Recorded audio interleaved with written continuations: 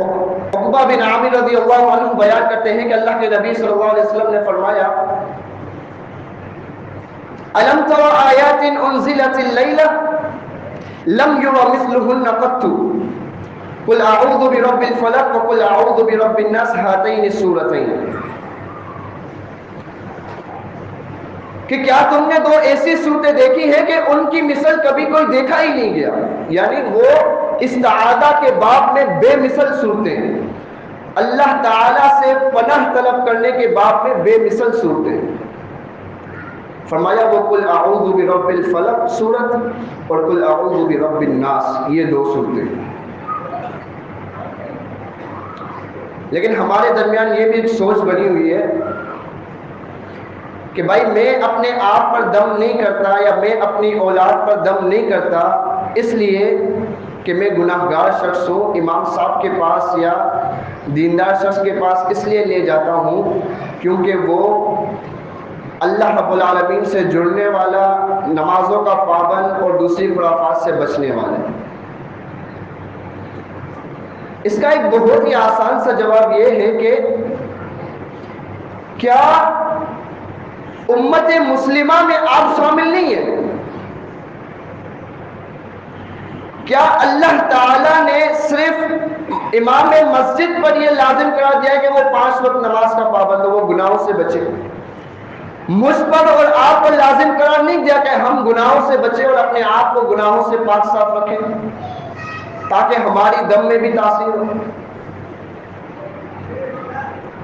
اور دوسرا ایک یہ شبہ بھی پیدا ہوتا ہے کہ میں دم تو کرتا ہوں اپنے اوپر لیکن اثر نہیں ہوتا۔ اس کا جواب میں آخر میں جا کر دوں گا۔ تو یہ دو صورتیں معوذتین، جن کو معوذتین کہا جاتا ہے، یہ استعاذہ کے باب میں بے مثل صورتیں، ان کو بے مثل قرار دیا گیا۔ اور یہ معوذتین، ان کا نام اللہ کے نبی صلی اللہ علیہ وسلم کے دور میں بھی معروف تھا۔ عقبہ بن عامر رضی اللہ عنہ بیان کرتے ہیں کہ اللہ کے نبی صلی اللہ علیہ وسلم سے جب ہم نے پوچھا معوذتین کے متعلق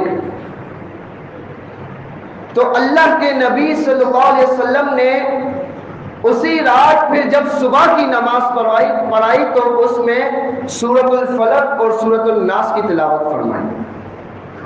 تو یہاں سے یہ بات پتہ چلتی ہے کہ یہ معوذتین جو نام ہے یہ اللہ کے نبی صلی اللہ علیہ وسلم کے دور میں بھی معروف تھا۔ اس سے مراد دو صورتیں، سورۃ الفلق اور سورۃ الناس۔ اور دوسرا مسئلہ اس حدیث سے یہ بھی پتہ چلا کہ فجر کی نماز پڑھاتے وقت کبھی جو کہ اس حدیث میں اللہ کے نبی صلی اللہ علیہ وسلم نے سورۃ الفلق اور سورۃ الناس پڑھائی تو کبھی کبھی امام صاحب کو سورۃ الفلق اور سورۃ الناس جیسی چھوٹی صورتیں بھی فجر کی نماز میں پڑھ لینی چاہیے۔ واللہ اعلم بالصواب۔ تیسری بات یہ کہ اللہ کے نبی صلی اللہ علیہ وسلم پر جب جادو ہوا، دیکھیں جادو کا توڑ بھی اللہ تعالیٰ نے اللہ کے نبی صلی اللہ علیہ وسلم کو ان صورتوں کی تلقین کے ذریعے دیا۔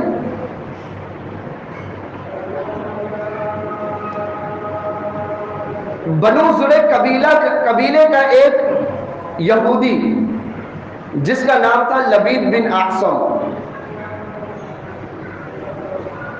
اس نے کسی ذریعے سے اللہ کے نبی صلی اللہ علیہ وسلم کا کنگھی مبارک اور اس کے کچھ دندانے حاصل کر لیے اور ان پر جادو کر دیا،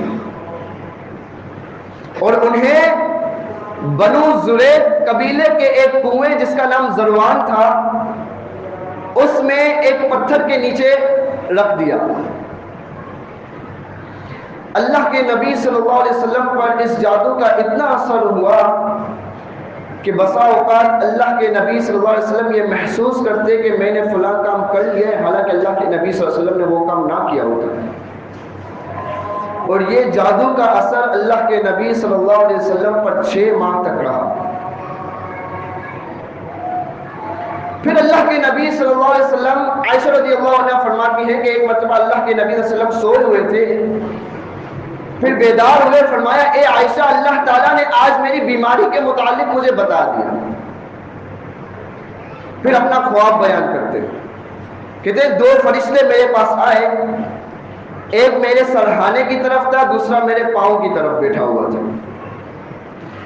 سرہانے والے فرشتے نے پاؤں والے فرشتے سے پوچھا کہ اسے کیا ہوا ہے؟ اس نے کہا کہ یہ مسحور ہیں، ان پر جادو ہوا ہے۔ پھر اس نے کہا کہ جادو کس نے کیا ہے؟ یہ اللہ تعالیٰ اللہ کے نبی صلی اللہ علیہ وسلم کو خواب کے ذریعے سے بتا رہے ہیں۔ فرمایا لبید بن اعصم جو یہودیوں کا ایک حلیف منافق ہے، اس نے جادو کیا ہے۔ پھر اس نے پوچھا جادو کس ذریعے سے کیا گیا ہے؟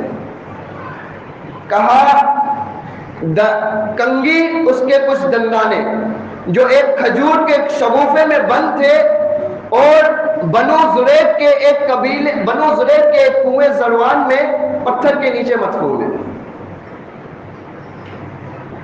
پھر اللہ کے نبی صلی اللہ علیہ وسلم نے 3 صحابہ کرام کو اس کنویں کی طرف بھیجا، اور صحابہ نے جب کنویں کا پانی نکالا تو کہتے ہیں کہ اس کنویں کا پانی ایسا ہو گیا تھا گویا کہ مہندی والا پانی ہو۔ پھر جب انہوں نے کھجور کے اس شگوفے کو نکالا تو اس میں دیکھا کہ اللہ کے نبی صلی اللہ علیہ وسلم کا کنگھی مبارک، اس کے کچھ دندانے، اور اللہ کے نبی صلی اللہ علیہ وسلم کے کچھ بال، اور ایک تاج نما کوئی تار تھی، تانبے کی کہہ لیں وہ تار تھی، اس میں 11 گرہیں لگی ہوئی تھی۔ پھر اللہ تعالیٰ نے اللہ کے نبی صلی اللہ علیہ وسلم کو ان صورتوں کے پڑھنے کی تلقین کی۔ اللہ کے نبی صلی اللہ علیہ وسلم ان صورتوں میں بھی، دونوں صورتوں میں بھی 11 آیات ہیں، اور اس میں بھی 11 گرہیں لگی ہوئی تھی۔ اللہ کے نبی صلی اللہ علیہ وسلم ایک ایک گرہ کھولتے گئے، ایک ایک آیت پڑھتے گئے، ایک ایک گرہ کھولتے گئے۔ 11 آیتیں مکمل ہوئی، 11 گرہیں بھی کھل گئی۔